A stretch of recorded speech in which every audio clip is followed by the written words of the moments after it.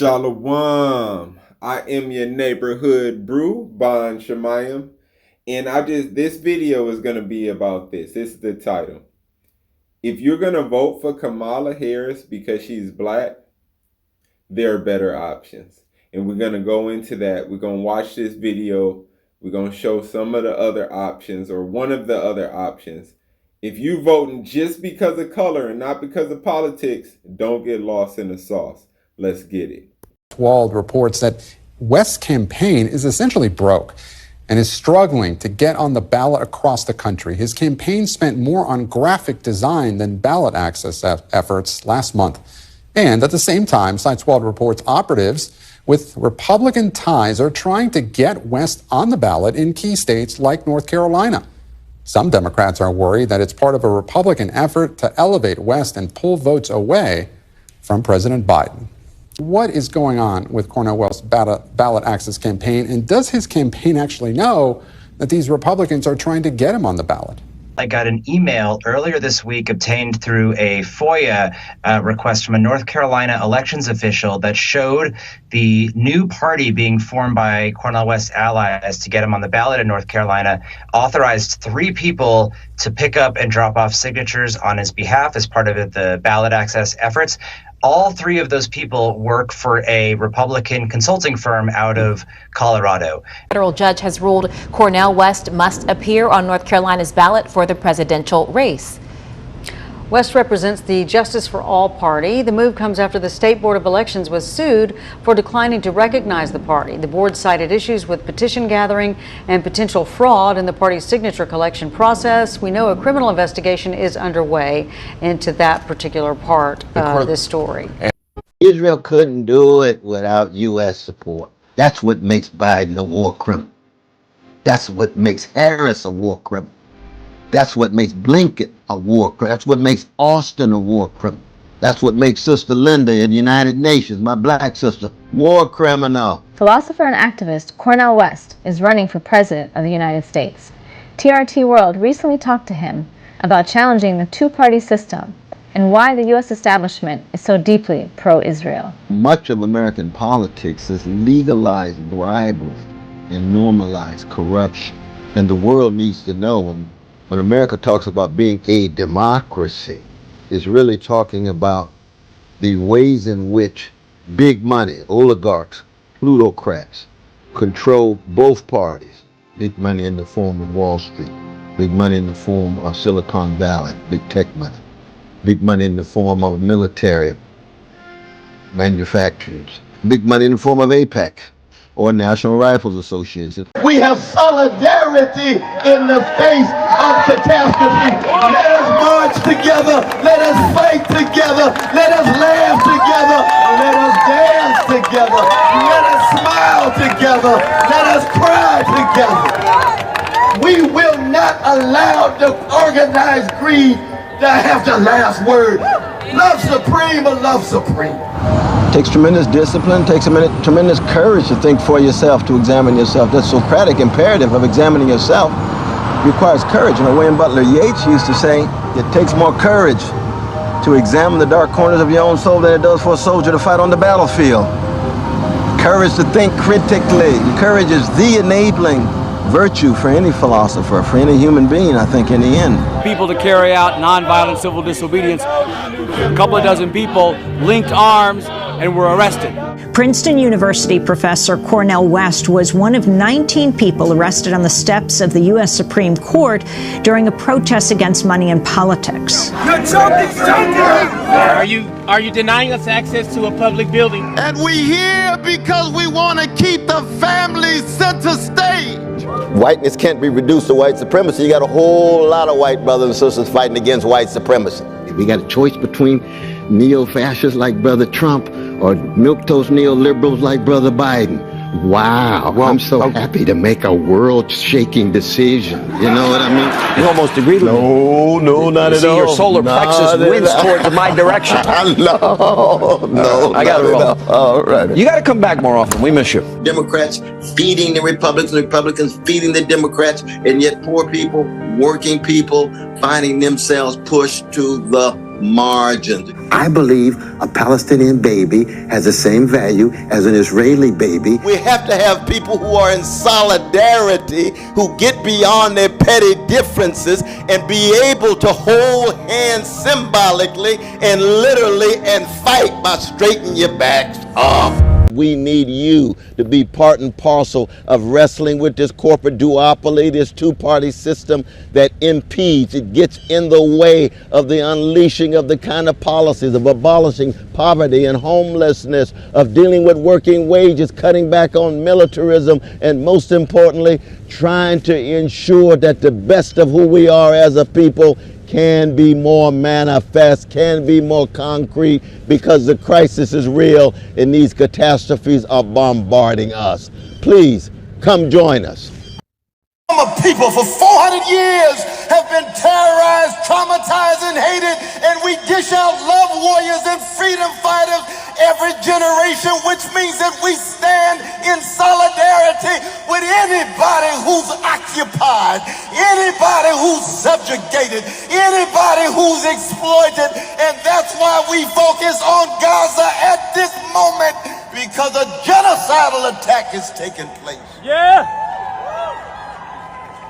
10,000 dead and 4,000 precious children.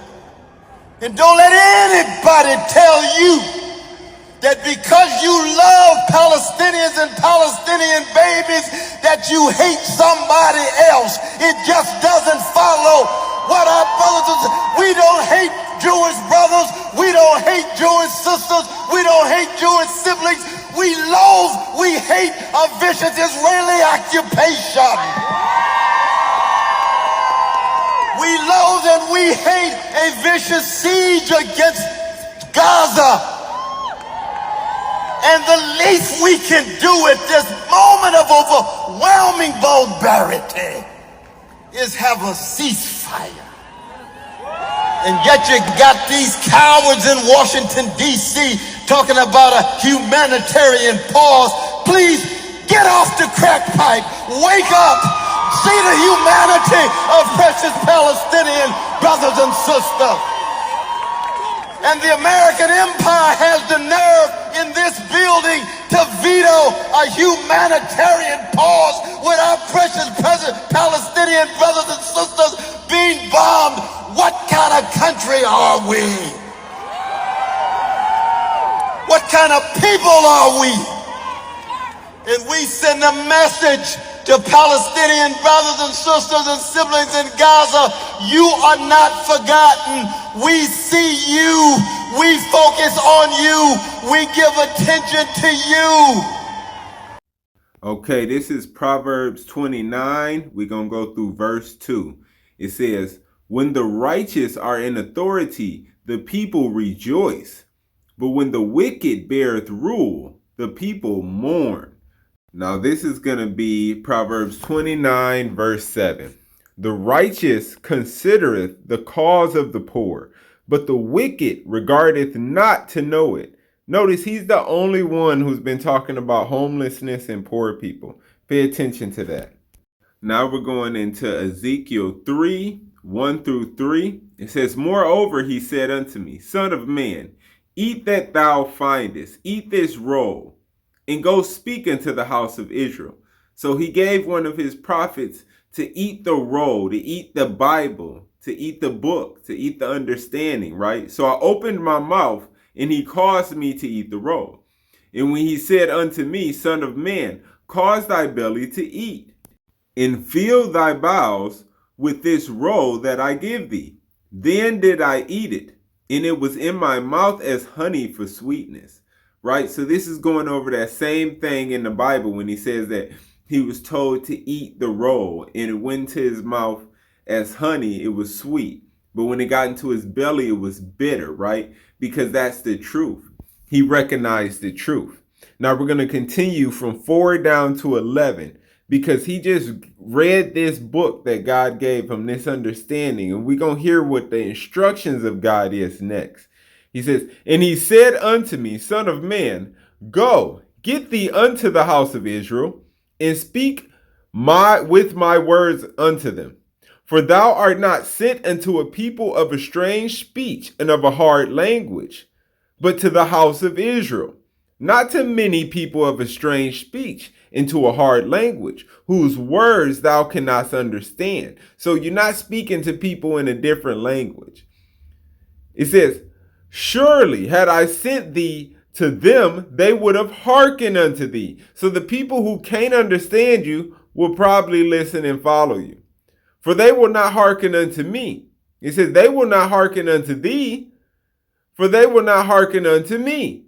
Right? So it says, this is the house of Israel. So let's go over that again. He says, surely had I sent thee to them, they would have hearkened unto thee. So this is the people of a strange language. They would have listened. But the house of Israel will not hearken unto thee, for they will not hearken unto me. For all the house of Israel are impudent and hard-hearted. Behold, I have made thy face strong against their faces, and thy forehead strong against their foreheads. As an adamant harder than flint have I made thy forehead. Fear them not, neither be dismayed at their looks, though they be a rebellious house. Moreover, he said unto me, Son of man, all my words that I shall speak unto thee, receive thee in thine heart, and hear with thine ears, and go. Get thee to them of captivity, unto the children of thy people, and speak unto them, and tell them, Thus saith the Lord God, rather they shall hear, or rather they will hear, or rather they will forbear. Because waking up the people, God's people, is not an easy task.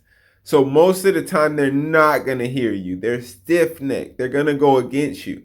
It'd be easier going to the Gentiles and talking to them. That's what he's saying. If you would have went to a people of a strange language, it'd have been easy.